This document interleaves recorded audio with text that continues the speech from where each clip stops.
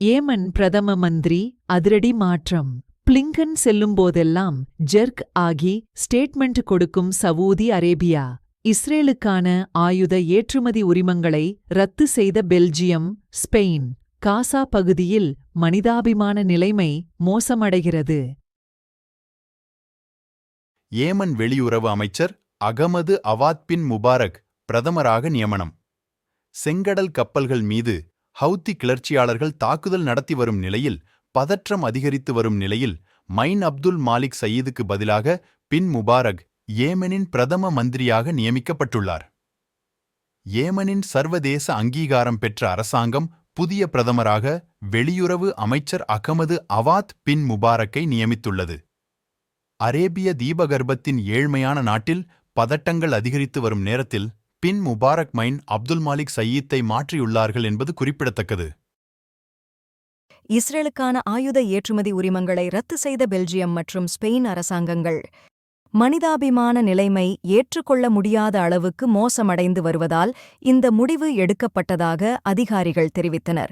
இங்கிலாந்து பிரபுக்கள் சபையின் உறுப்பினரான புரோனஸ் சயீதா வார்சி சமீபத்திய UNRWA குற்றச்சாட்டுகள் குறித்து ஸ்கை நியூஸில் பேசினார். UNRWA ஊழியர்களுக்கு எதிரான குற்றச்சாட்டுகள் இருந்தபோதிலும் காசாவில் உதவி முயற்சிகளை தொடர வேண்டியதன் அவசியத்தை அவர் வலியுறுத்தினார். மத்திய கிழக்கில் பல பணக்கார முஸ்லிம் நாடுகள் உள்ளன. அவர்கள் உண்மையான முஸ்லிம்கள் என்றால் முற்றுகையிடப்பட்ட பாலஸ்தீனியர்களுக்கு ஏன் அவர்கள் உதவி வழங்குவதில்லை? பாலஸ்தீனத்தை ஆதரிக்க மேற்கத்திய நாடுகளிடம் உதவி கேட்பது வெட்கக்கேடானது அல்லவா? அரேபியர்களை விட மேற்கத்தியர்கள் சிறந்த முஸ்லிம்கள் என்பதை இது குறிக்கிறது என்றும் பேசப்படுகிறது. ரஷ்யாவின் சொத்துக்களை முடக்கி அதை உக்ரைனுக்கு வழங்குகிறோம் என்று மேற்கத்தியர்களும் அமெரிக்காவும் சொல்வதைப் போல், அமெரிக்காவுக்கும் மேற்கத்திய நாடுகளுக்கும் விற்கும் கச்சா எண்ணெயின் விலையை 2 மடங்காக உயர்த்தி அந்த வருமானத்தையே கொண்டு பாலஸ்தீனர்களுக்கு உதவப் போகிறோம் என்று சொல்லும் துணிவு உண்டா என்றும் கேள்விகளை எழுப்புகிறார்கள்.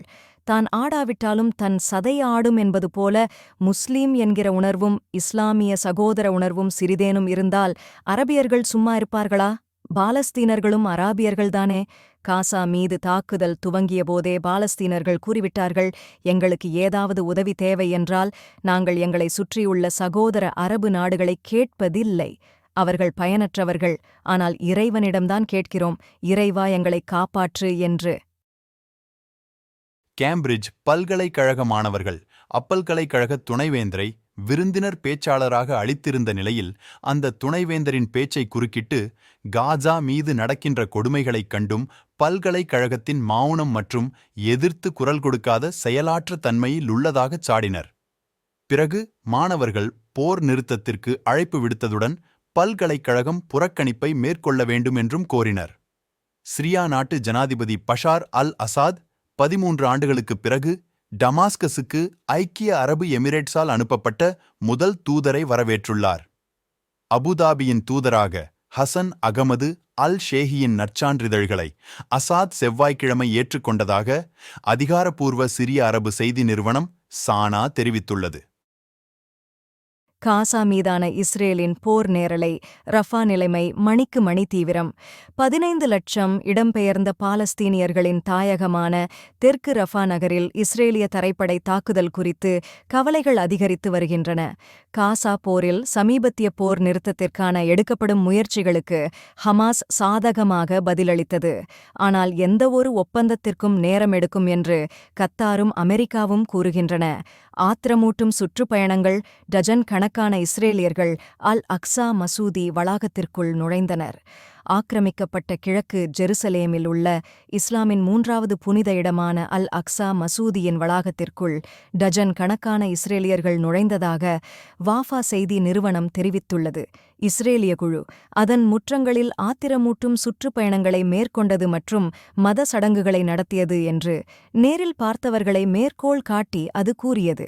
கடந்த வாரம் வெள்ளிக்கிழமை தொழுகைக்காக அல் அக்ஸா மசூதிக்கு சென்ற முஸ்லிம் வழிபாட்டாளர்களை இஸ்ரேலிய படைகள் தடுத்தன. அல் அக்ஸா தளத்தின் புனிதத்தன்மை கெட்டுவிடும் என்பதால் மசூதி வளாகத்தின் எந்த பகுதிக்குள் நுழைவதும் யூதர்களுக்கு தடை செய்யப்பட்டுள்ளது. அல் அக்ஸா என்பது முழு வளாகத்திற்கும் வழங்கப்பட்ட பெயர் மற்றும் 2 முஸ்லிம் புனித இடங்களுக்கு தாயகமாக உள்ளது. டோம் ஆஃப் தி ராக் மற்றும் அல் அக்ஸா மசூதி கிப்லி மசூதி என்றும் அழைக்கப்படுகிறது. இது 8ஆம் நூற்றாண்டில் கட்டப்பட்டது ஆகும். தென்னாப்பிரிக்க வெளியுறவு அமைச்சர் நலேடி பாண்டோர் கூறுகையில், காசாவில் சண்டையிட இஸ்ரேலிய ஆக்கிரமிப்பு படைகளில் சேரும் தங்கள் நாட்டு குடிமக்கள் திரும்பி வரும்போது வழக்கு தொடரப்படும் என்று குறிப்பிட்டுள்ளார். ரிஷி சுனக் மற்றும் கேமரூன் ஆகியோர் சர்வதேச நீதிமன்றம் அதன் தீர்ப்பை எட்டுவதற்கு முன்பே தீர்ப்பை குப்பையில் போட்டனர். இதுவரை பிரிட்டன் இஸ்ரேலின் ஒவ்வொரு வார்த்தையையும் சுவிசேஷ சத்தியத்திற்கு நெருக்கமாக கருதுகிறது. இந்த ஐக்கிய நாடுகள் சபை, உலக வங்கி, IMF, UNSC, UNSF எல்லாமே ஒரு கந்துடைப்புதான். ஏனென்றால் இந்த அமைப்புகள் எல்லாம் மேற்கத்தியர்களின் கைப்பாவையாக அவர்களுடைய எண்ணங்களை நிறைவேற்றுவதற்காக மட்டுமே உருவாக்கப்பட்டது. அவர்கள்தான் இந்த அமைப்பின் முதலாளிகள். அவர்கள்தான் இந்த அமைப்புகள் செயல்பட பணம் கொடுக்கிறார்கள்.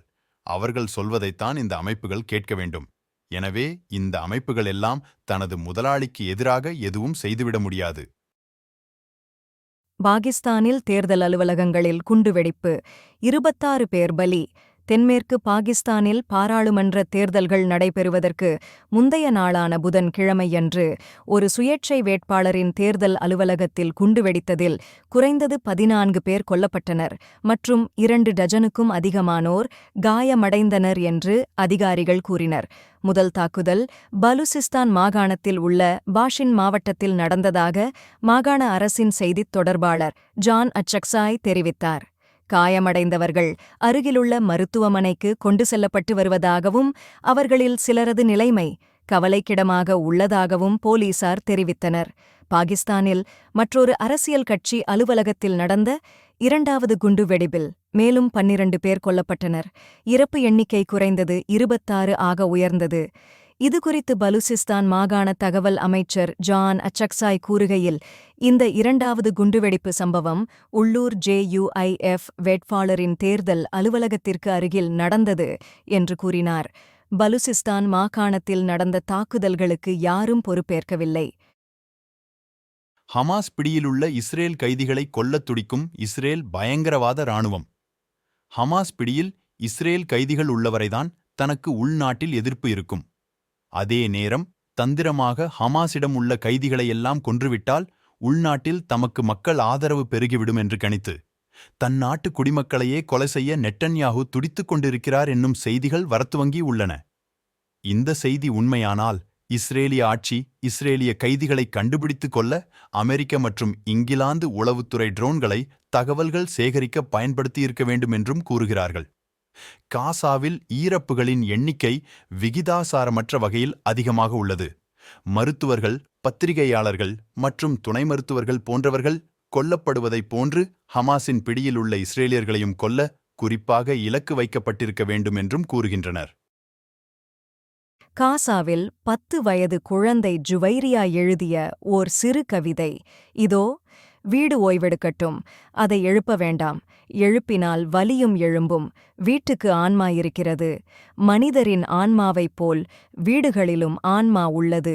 ஓ வீடே, உங்க அன்புக்கு உரியவங்க எங்க போனாங்கன்னு சொல்லுங்க. மேலும் செய்திகள் வந்து கொண்டிருக்கின்றன. எங்கள் சேனலை சப்ஸ்கிரைப் செய்து கொள்ளுங்கள். கமெண்டுகளையும் பதிவிடுங்கள். நன்றி.